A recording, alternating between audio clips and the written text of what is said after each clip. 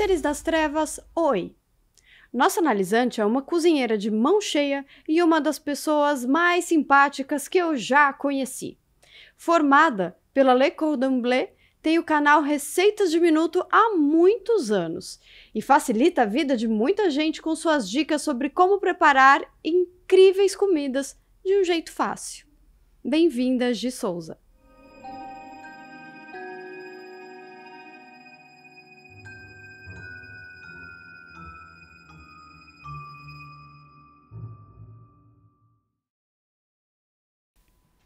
Gi, bem-vinda. Obrigada. Muito feliz por você ter começado sua análise comigo. E antes de mais nada, eu quero saber como você tem estado. Exausta. Me conta mais. Bom, a gente tá numa grande maratona de gravações, né? Então eu tô gravei 18 vídeos em uma semana. E vídeos de culinária não são fáceis, então eu tô muito exausta. A gente tem gravado até tarde da noite, acordando cedo, então assim, mas tudo por um bom motivo, né? Que a gente tá fazendo uma viagem pro Japão, então um sonho ser realizado. Então a gente tá aí conseguindo adiantar os processos pro trabalho para ir tranquilo, né? Pro Japão. E você sempre quis ir pra lá? Sempre quis conhecer? Sempre quis ir pra lá, né? Eu sou nerd, né? Apesar de cozinhar também nerd. Então eu sempre cresci com esse universo da cultura pop. A gente sempre foi alimentado com a cultura pop na TV, né? Então, assim, por exemplo, Dragon Ball é o desenho da minha vida que eu compartilhei com meu irmão. Então, tá lá é realizar um sonho mesmo, de ver essa cultura realmente acontecendo na minha frente, sabe? Eu já tive meu histórico otaku, onde eu já fiz cosplay, evento de anime. Então, assim, tem essa coisa, essa vontadezinha de ir.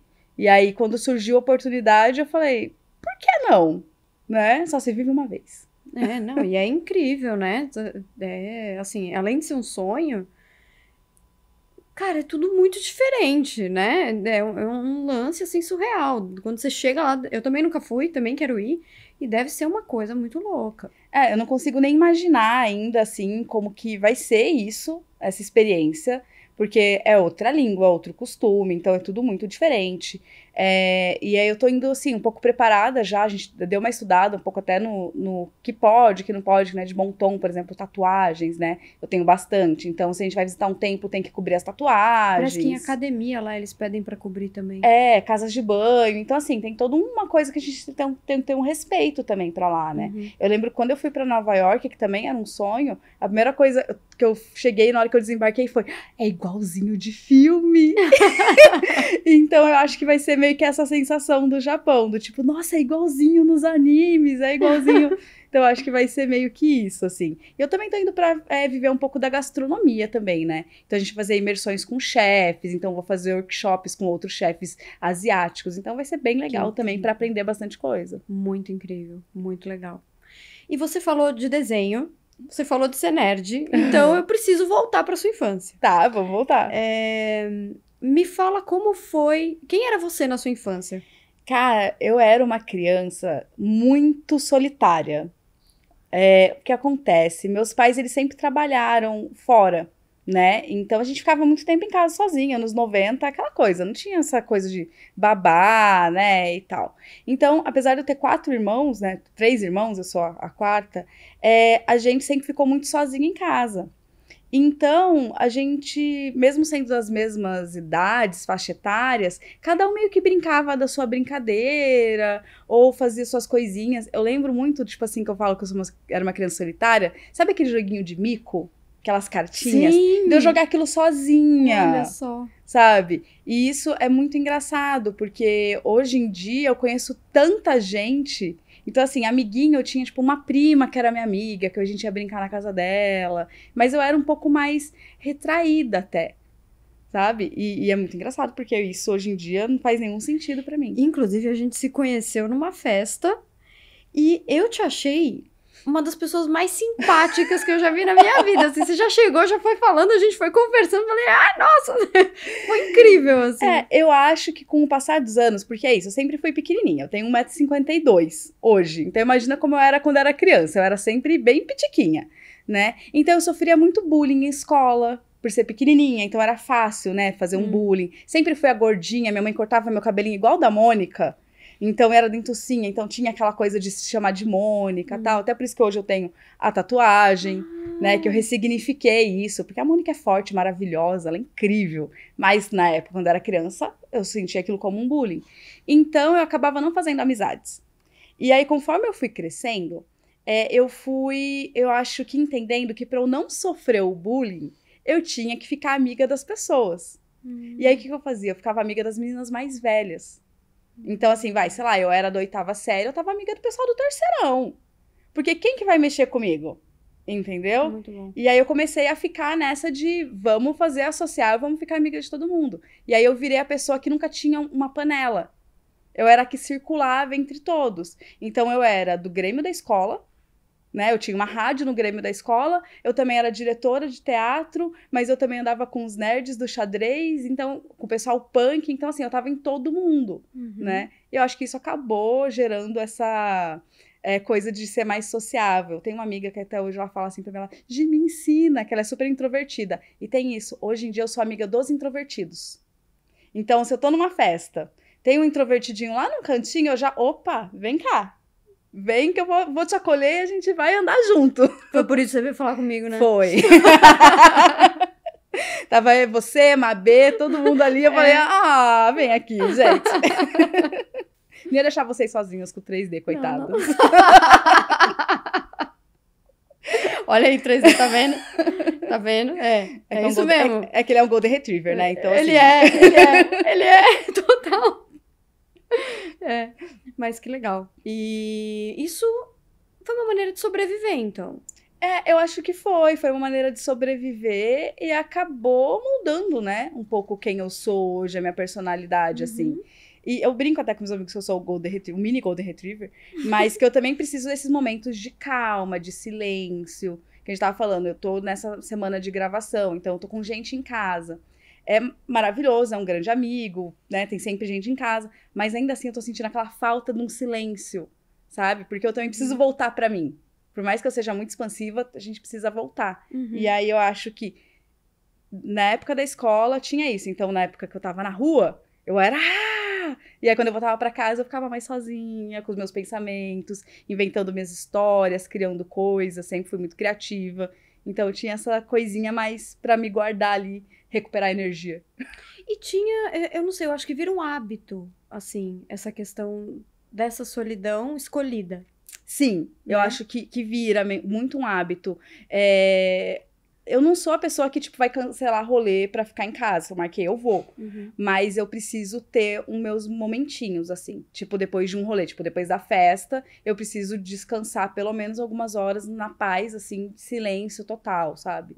Então, assim, nem música, nem nada. Tipo, eu fui no festival agora, que teve, recente, o Wannabe. E quando a gente voltou, eu falei, eu não quero nem ouvir música. Porque eu não aguento mais, meu cérebro, ele tá, tipo, música o tempo todo, então eu preciso deixar ele silenciar. Como eu sou uma pessoa ansiosa, se eu não fizer esses momentinhos de silêncio, aí meu cérebro, ele não para. Entendi. E eu quero entender se tem algo, talvez a ansiedade, eu não sei, talvez a ansiedade seja uma das coisas que você não gosta em você. Tem alguma coisa que você não goste hoje, que você gostaria de mudar? Eu acho que ansiedade é um problema, mas não é nem tanto um problema que eu gostaria de mudar. Eu gostaria, acho que, de ter entendido ela antes, né? Quando eu descobri a minha ansiedade, ela foi num dia de um job que eu fui fazer. Eu tinha ansiedade antes, mas eu não sabia o que era. E quando eu tive a primeira crise que eu falei, opa, tem alguma coisa errada, foi num dia de um job. Então eu tava... teve uma crise. Teve uma crise. Deu, tipo assim, antes do job, tava tudo certo. Sabe? Eu tinha organizado tudo. E aí o cliente falou, não vai dar, que a gente vai ter que mudar. E isso acabou com o meu mundo. Eu falei, como? Como que a gente vai mudar? Tá tudo organizado, não pode mudar. E aí eu caí no chão e chorei por uns 5 minutos, desesperada. E eu sou aquariana, geralmente eu não choro, gente. Então, assim, eu só chorei. E aí eu voltei, falei, respira, vai, o cliente tá chegando, você consegue. E aí depois daquilo que eu fui diagnosticada com ansiedade. Então, a minha ansiedade, ela veio muito disso, assim, eu tenho que ter o comando das coisas, o preparo das coisas. Então, se tá tudo saindo conforme planejado, tá tudo bem. Mas se começa a desandar, aí começa a me dar uma crise e eu não saber o que fazer, não saber o que reagir. Eu brinco que eu sou a pessoa do plano, né? Então, sempre que eu falo assim, qual que é o problema? Ok, diagnostiquei o problema, qual é o plano? O que eu vou fazer para solucionar aquilo?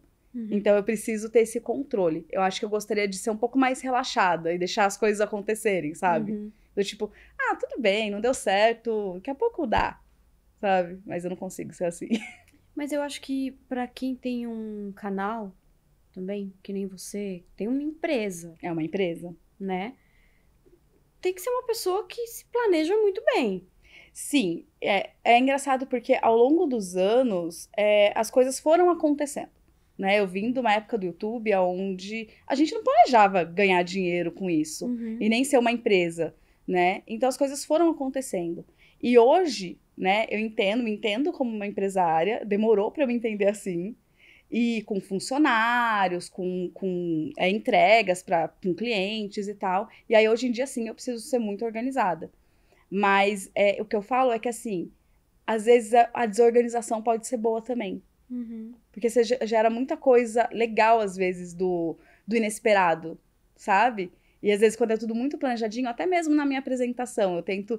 não, agora é a hora de eu ensinar a receita, eu vou ficar séria. E aí, tipo, se cai alguma coisa, eu, tipo, não, vamos refazer a cena. Não, deixa cair. Todo mundo deixa as coisas cair na cozinha, não tem problema. Todo mundo suja o fogão, não tem problema. Essas coisas que eu acho que eu tenho que ter menos controle, assim, sabe? Ficar mais natural. E eu, pensando aqui na culinária, eu penso que uma receita, ela tem que ser passo a passo, né?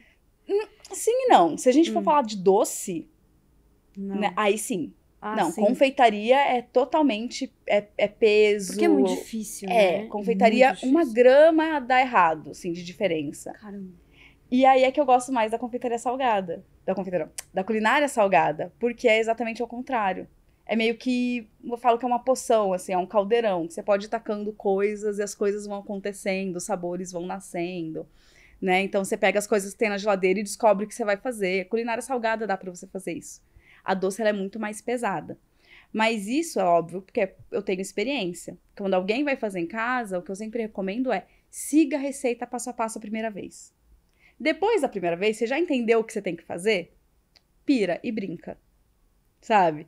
Mas se você seguir o passo a passo, a primeira vez tá tudo certo. Você tem que entender o processo, né? Mas confeitaria, aí é meticulosamente pesado, tudo certinho na balança, não pode dar errado. Gente, é por isso que eu não cozinho doce. Na verdade, nada. Não, mas você já me contou que você faz um sorvetinho show. É verdade, é verdade. Mas eu também bater tudo no liquidificador e acabou. Né? É cozinhar. É cozinhar. E eu queria entender, assim, como que a culinária entrou na sua vida e por que que você foi para esse lado? Você acha que teve alguma coisa a ver com a sua constituição desde a infância ou foi uma coisa que apareceu depois? Cara, não, na verdade, é bem clichê de todo cozinheiro que fala assim, eu cresci com a minha mãe, minha avó cozinhando. É verdade. Tipo assim, a minha avó, Ana, por parte de mãe, ela criou os filhos sozinha.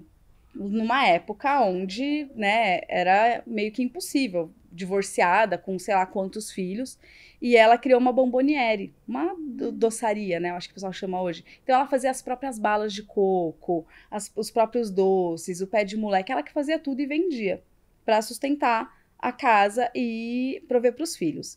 A minha mãe, ela foi professora de culinária. Só que minha mãe foi professora de aproveitamento de alimentos. Então, ela ensinava as pessoas a aproveitar o talo da salsinha, como fazer com a casca da batata, que você também pode fritar e virar uma batatinha. Então, ela ensinava isso para outras pessoas.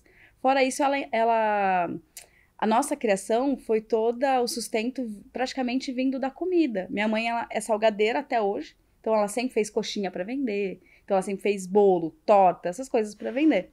Né? Que vem muito dessa coisa da dona de casa tentar ganhar uma renda extra, né? Então eu cresci ali vendo essas coisas acontecerem, assim.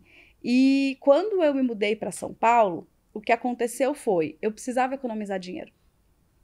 E como a gente economiza dinheiro? É fazendo a própria comida, né? Senão não tem como a gente gastar uma fortuna comendo fora.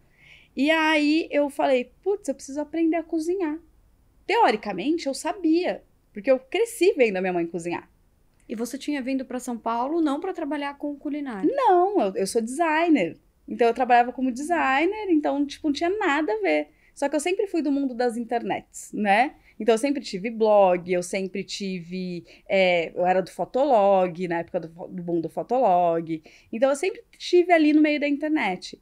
E aí, quando eu resolvi aprender a cozinhar para me sustentar, eu falei, cara, eu tinha uma câmera, por que não fazer um vídeo sobre...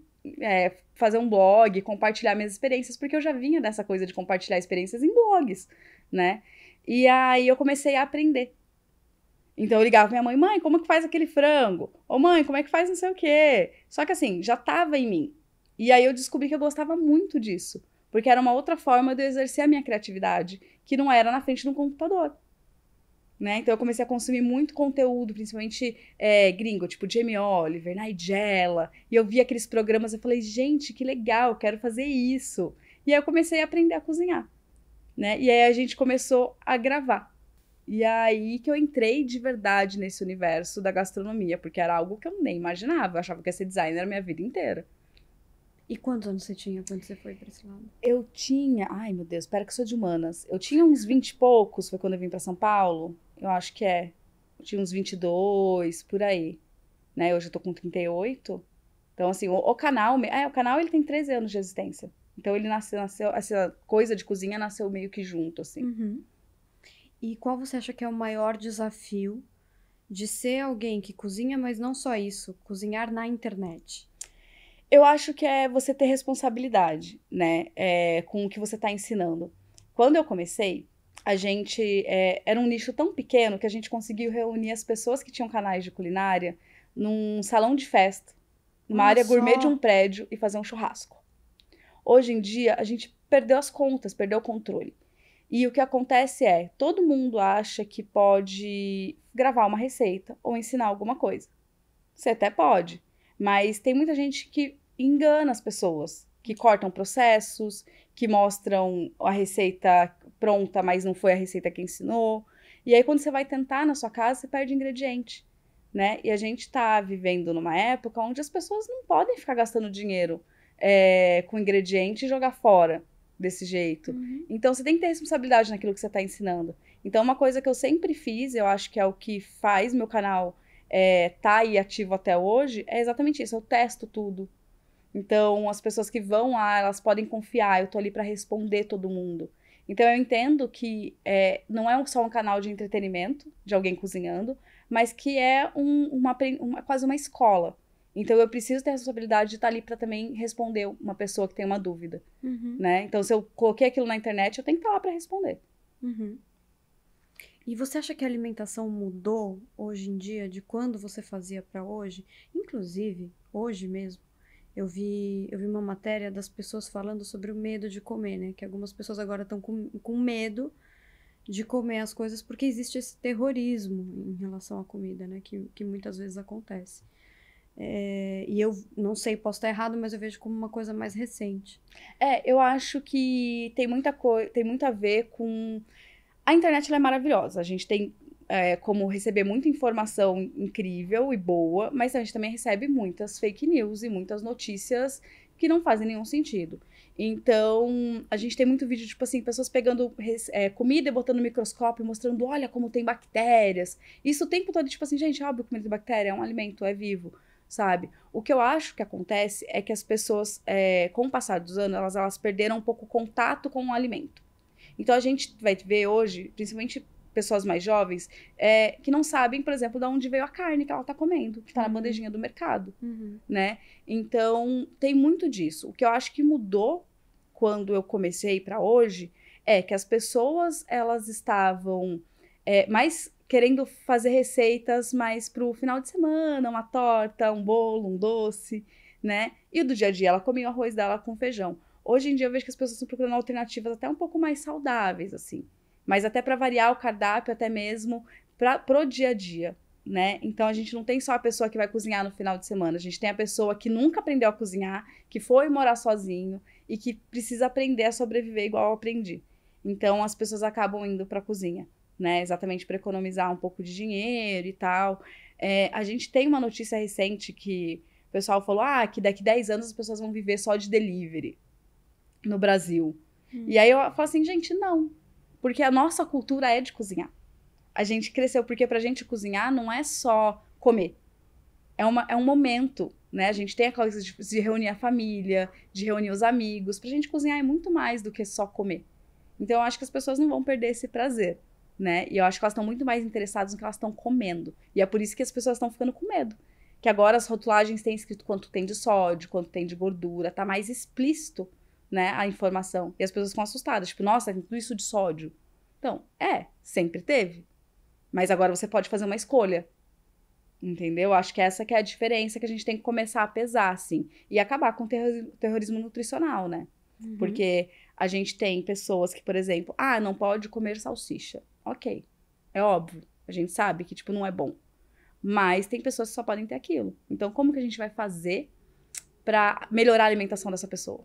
Acho que essa é a pergunta. E não falar que ela não pode, sabe? Então, essa é a minha batalha, assim. Tipo, se eu vou ensinar a fazer uma coisa com salsicha, então que eu ensine a colocar uma verdura naquela salsicha, sabe? Pra melhorar nutricionalmente. Mas não falar pra ela que ela não pode. Porque às vezes é a única coisa que ela pode comprar. Exato. E tem alguma coisa que você gosta muito de comer, assim, que é aquilo que você, se você pudesse, você comeria todo dia? Cara, meu problema... Todo mundo tem problema com doce, né? Eu sou zero doceira. Meu problema é coisas assim, com farinha, coisas, sabe? O carboidrato, adoro um carboidrato. Cara, eu adoro. Mas assim, pra mim, sem mentira, minha comida de conforto é um cuscuzinho nordestino com um ovinho de gema mole, entendeu? A manteiguinha de garrafa. Se deixar, eu como isso todos os dias. Então, assim, todo dia eu como meu pãozinho com ovo mexido. Então, assim, eu acho que ovo tá ali no top, sabe? Pra mim. Então, qualquer coisinha que tiver um ovinho frito de geminha mole, eu mando pra dentro. Eu lembro, inclusive, que você foi na minha casa cozinhar e eu tinha falado, omelete, mas aí eu acho que ou não tinha ovo em casa. Não tinha, mas a gente tinha outras opções, né? É verdade. E aí eu lembro que você fez um macarrão. Gente, ela fez um macarrão, eu lembro do macarrão até hoje. E olha que era aquele catadão da geladeira. Nossa, mas foi maravilhoso. Foi ótimo. Maravilhoso. Isso, inclusive, tá no canal dela. Tá, pode ir lá ver. Como aprender a cozinhar por conta própria? 1. Asse alguns vegetais com azeite de oliva a 220 graus Celsius.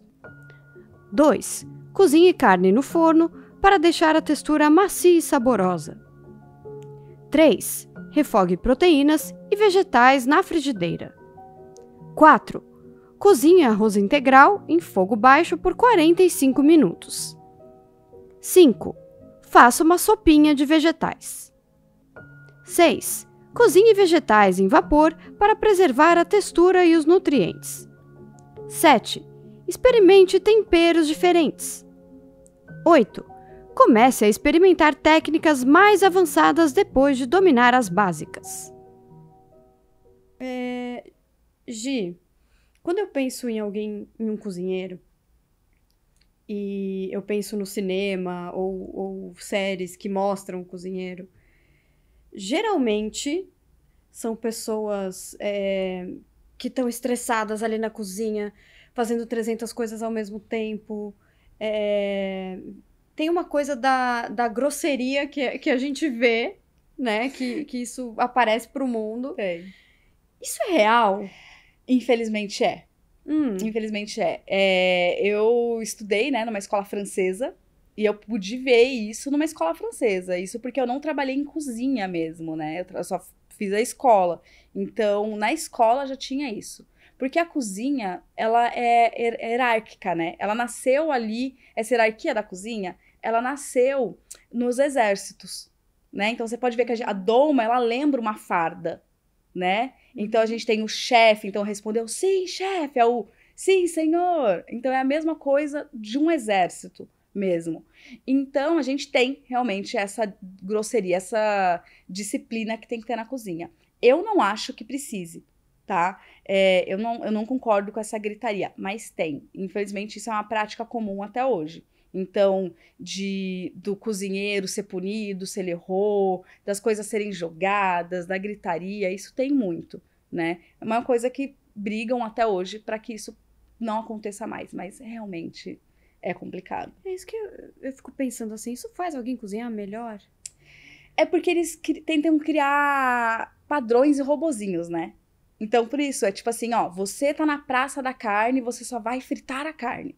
Então, aquela pessoa, ela meio que fica condicionada àquilo, né? Porque é isso, exatamente, é um exército, né? Então, nada pode sair da linha de produção para aquele prato sair na hora certa, né? Mas eu vejo a culinária muito ao contrário, eu vejo ela como arte, como expressão. Algo criativo. Algo criativo. Então, esse, inclusive, é meu receio de trabalhar em cozinha profissional. Porque eu acho que eu não teria emocional o suficiente para ser maltratada por alguém. Nem Não deve, tem porquê, né? exato, Deve. mas... Não deveria ser normal, né? Não deveria ser Sei normal, lá, o mas que eu sei de culinária? Nada, Não. mas assim... Mas num ambiente de trabalho é totalmente abusivo. É. E indo por essa linha, qual você acha que é o lado obscuro do cozinheiro? Ai, obscuro? Como seria isso? Eu penso, por exemplo, quando eu fiz essa pergunta, assim, eu penso, por exemplo, nesse chefe, né, que tá ali no topo da hierarquia, e ele acha que ele precisa falar com as pessoas desse jeito, ou ele sempre trabalhou desse jeito pra lidar com os cozinheiros ali, né? Eu acho que é muito essa pressão dele ser perfeito. Então ele tem que entregar o prato perfeito. E pra você ser um chefe, né, pra você chegar nessa posição, você precisa passar por muitas etapas. Então você começa lavando louça, você começa na pia. Todo cozinheiro começa na pia. E aí você vai subindo essa hierarquia. Então pra você chegar ali, eu imagino que esse cara sofreu demais também na mão de outros. Então é aquela coisa do bullying, né, do quem sofreu bullying agora faz o bullying. O abusado virou abusador. Exatamente. Então, é aquilo que ele aprendeu e que ele vai continuar repetindo, né? É um ciclo, assim. Então, quando ele chega ali, ele tem que entregar o prato perfeito. Então, eu acho que é uma autocobrança. E aí, isso é muito engraçado, porque eu vi uma vez uma matéria que fazia com os chefes o que eles comiam quando eles chegavam em casa. Porque a gente tem essa imagem que eles vão comer coisas incríveis. E a maioria teve uma resposta que eu lembro, que era assim, arroz com shoyu. Que ele chega tão exausto. Imagino. Que ele não consegue nem comer a comida do próprio restaurante, ele não aguenta mais aquilo. Então, e você nem quer ver comida na frente. Você frente, não quer ver comida, que ele chega e, sei lá, tem um arroz lá com shoyu, ele taca pra dentro, sabe? Então, eu lembro que o meu professor, ele falava que quem cozinhava na casa dele era a mulher dele, ele nem chegava perto das panelas. Sendo que ele era o cozinheiro. Mas ele mesmo falava, eu não consigo cozinhar quando chego em casa. Então eu imagino que a pressão de ser perfeito, entregar o prato perfeito, nada sair errado, se devolver um prato é porque você errou. E a cobrança que ele teve ao longo da carreira fez ele chegar nesse ponto. E isso, nossa, carrega pra vida inteira, né? Imagina o nível de estresse. Exatamente. E aí, haja terapia, né? Haja terapia. Pois é. Gi, a gente já falou sobre alguns traumas aqui. E aí, na minha geladeira, não tem tanta comida. Na minha geladeira tem fobia. Ai, meu Deus! Então, vamos ver qual é a fobia do dia. Vamos!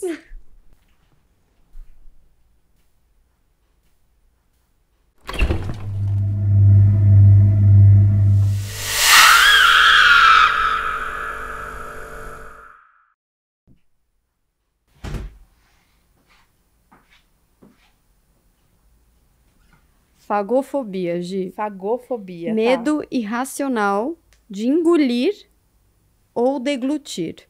Meu Deus. E aí, como será essa vida, né? Eu não sei, porque como que faz?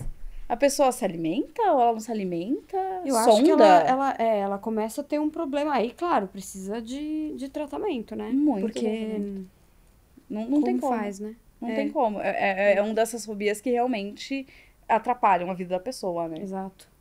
Não dá. Imagina.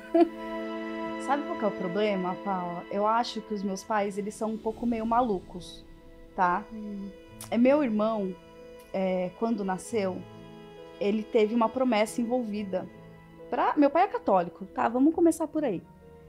Ele fez uma promessa que era o seguinte: se nascesse uma mulher, porque a gente já tinha 3 mulheres, ele ia matar um coelho e fazer um guisado. Mas se nascesse um homem, ele ia matar uma vaca no quintal de casa, tomar o sangue da vaca de canequinha e fazer um churrasco dessa vaca. Mas então nasceu meu irmão. E aí ele fez o churrasco no quintal de casa. Tomou o sangue na canequinha. E aí, ainda não satisfeito, eles tiraram o couro da vaca, penduraram para secar e fazer um tapete. Entendeu? Entendi. É um pouco complicado. E aí você fala, mas tem como ser um pouco mais estranho? Talvez. Eu tinha um coelho quando eu tinha 6 anos. E eu ainda chupava a chupeta. E aí a minha mãe falou o seguinte, assim, se você parar de chupar a chupeta, eu te dou um coelho. Então ela me deu o coelho. Só que chegou a Páscoa. E aí ela falou que o coelho tinha que ir fazer os ovinhos de Páscoa no shopping. E aí eles levaram o meu coelho para isso. E eu cresci acreditando que ele estava lá fazendo os ovinhos até hoje. E aí esses dias a minha mãe me contou que naquela Páscoa a gente comeu um guisado de coelho. E assim, eu não precisava dessa informação.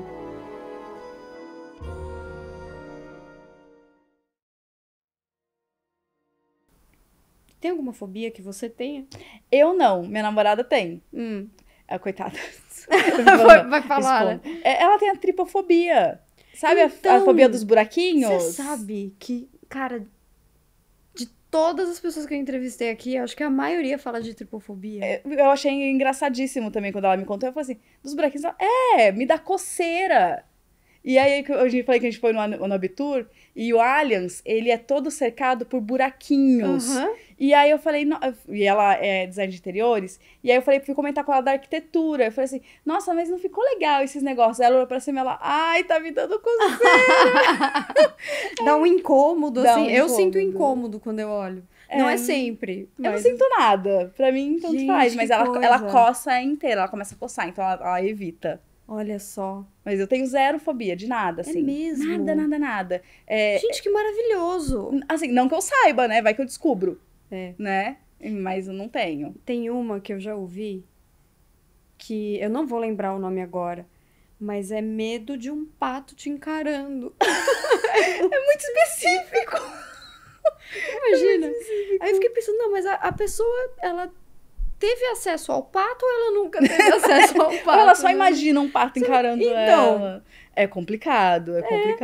Porque, cara, que pato vai ficar olhando pra você muito tempo também, né? Não é só olhar, encarar. É encarar. Eu tenho uma amiga que ela tem fobia de balão. Do balão estourar. Então ela fica assim, ela tá o balão ali, ela fica, esse balão vai estourar. Então, e aí é do barulho do balão explodindo. Também já ouvi dessas. Já ouvi. Talvez seja a mesma amiga, não sei, eu acho que não, é acho outra. que não. Mas é alguém que a gente conhece em comum. Bom, eu quero entender agora da sua vida, assim, de tudo que você já conquistou, de tudo que você já fez. Qual você acha que foi o maior desafio e a maior conquista da sua vida também?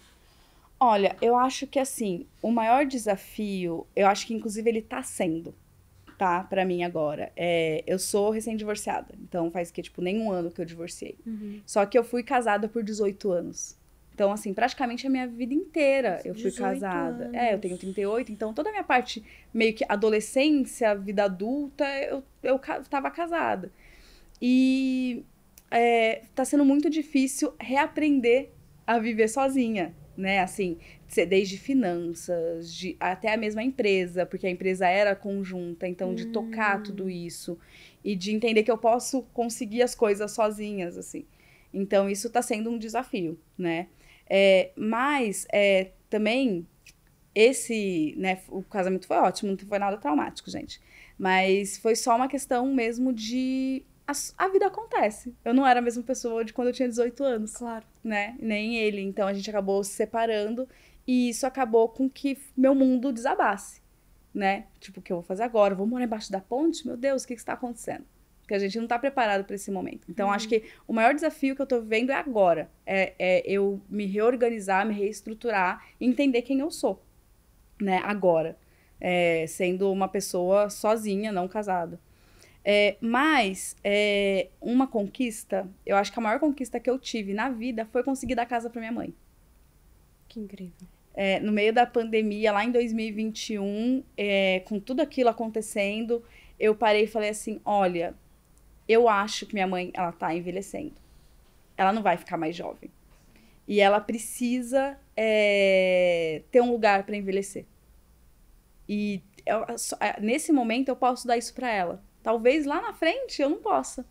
E aí eu fui, no meio da pandemia mesmo, eu e meu irmão fazendo uma correria, a gente conseguiu comprar a casinha dela, reformar do jeitinho que ela queria e dar essa casinha para ela.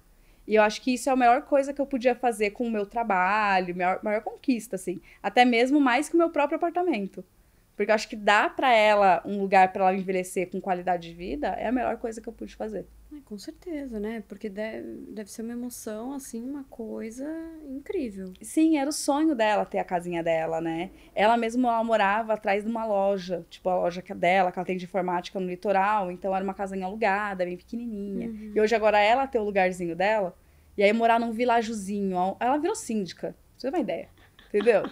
Então assim, se você acha, minha mãe é igualzinha a eu, entendeu? Minha mãe faz amizade com todo mundo.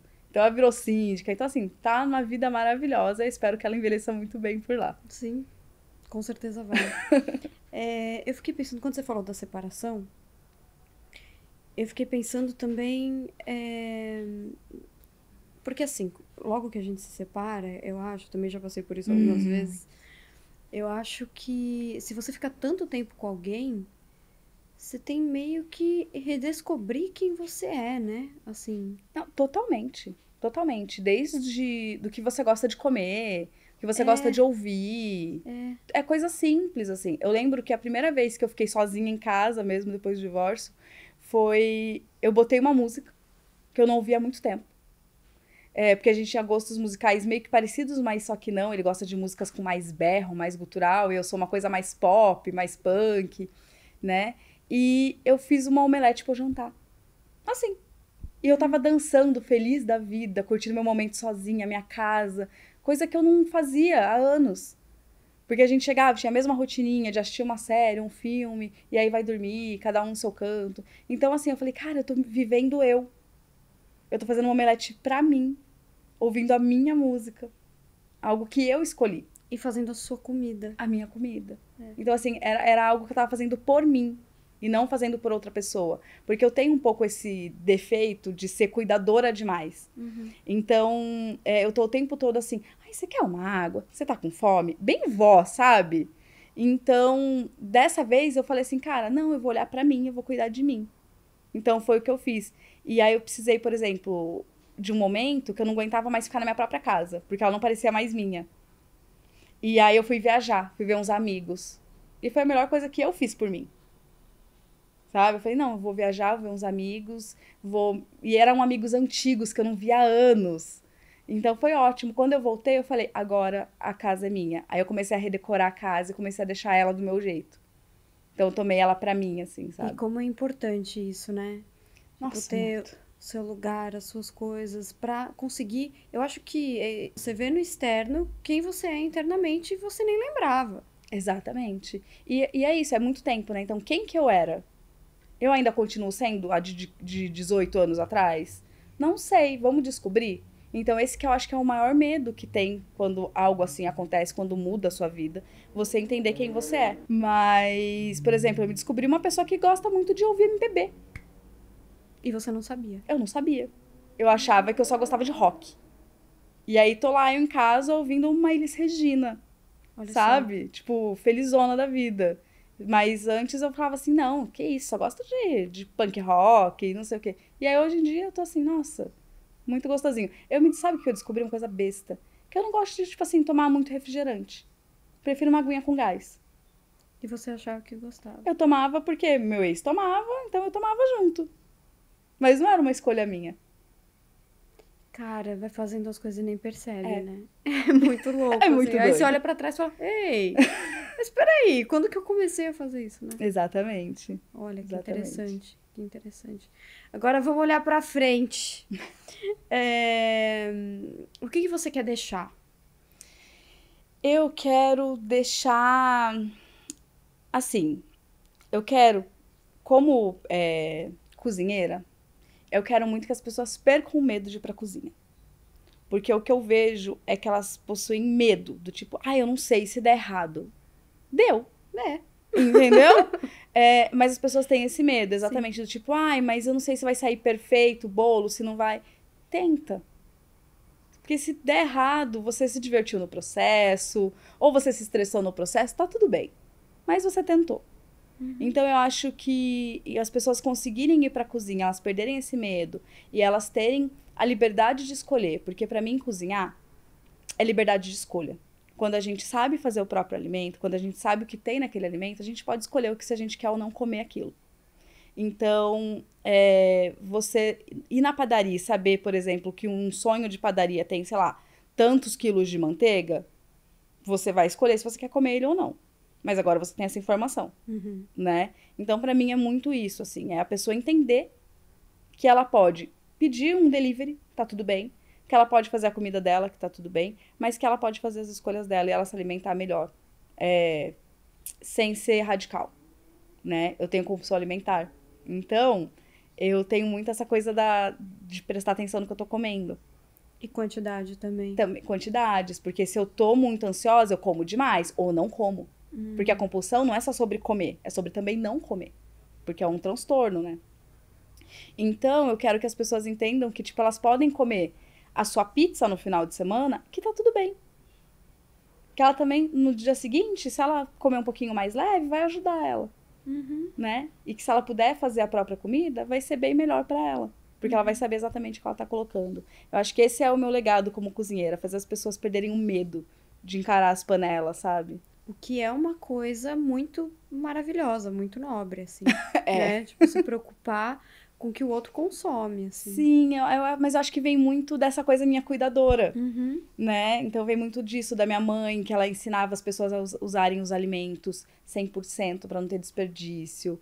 Eu acho que quando a gente vem de uma família que é pobre, que não tem muito recurso, a gente sabe o quanto que a alimentação ela é importante pra gente, né? Então a gente sabe o quanto a gente precisa valorizar o alimento, porque a gente não sabe quando vai ter ele de novo. Então, eu acho que eu aprendi muito isso com a minha mãe e eu tento repassar isso um pouco, assim. E o quanto dói perder cada fruta, cada legume, cada coisa que você compra. Né? Exatamente, então, dói muito. Então reaproveitar é um ótimo caminho. Exato, por isso que eu fiz aquele quadro de vasculhar a geladeira das pessoas. Maravilhoso, gente. Só falo isso. Assistam, por favor. Eu quero terminar te perguntando qual seria o seu final triunfal. Entenda essa pergunta como quiser, tá? Meu Deus, o final triunfal? Ai, que difícil. Já tô pensando, tipo assim, morri? É isso? Algumas pessoas entendem isso dessa maneira. Eu não sei. Ó, eu não vou tão radical assim. Eu sempre falo que o que eu queria pra minha aposentadoria, tá? Era viver numa fazenda, numa chácara cheia de cachorro, cheia de gato, e adotar aqueles cachorros que ninguém quer. Sabe? Que é o cachorro manco, que é o cachorro cego, que é cheio dos probleminha, só pra dar um finalzinho de vida digno pra eles. Então era isso, assim. Eu acho que é morar no meio do mato, sair dessa loucura do digital que a gente tá vivendo. Porque é como a gente vem da geração, que a gente não viu internet, viu ela nascer. E agora a gente trabalha com a internet, eu acho que voltar ali uns passinhos atrás pra um lugar totalmente remoto, tranquilinho, eu acho que é um final triunfal. É um final triunfal. Gil, eu quero que você deixe seu canal, seus contatos, tudo isso aqui pra gente. Bom, se você não me conhece, meu nome é Gi Souza, eu sou dos Receitas de Minuto, um dos primeiros canais de gastronomia do YouTube. Eu vou ficar muito feliz em receber vocês por lá. Todas as minhas redes, Receitas de Minuto, menos o Twitter, que é Chefe de Souza. Mas no Twitter eu só falo besteira mesmo. Olha, eu acho que muita gente. Twitter eu só uso pra desabafar e postar meme. Então tá bom. Tá bom. Muito obrigada. Muito obrigada. E fim da sessão, gente.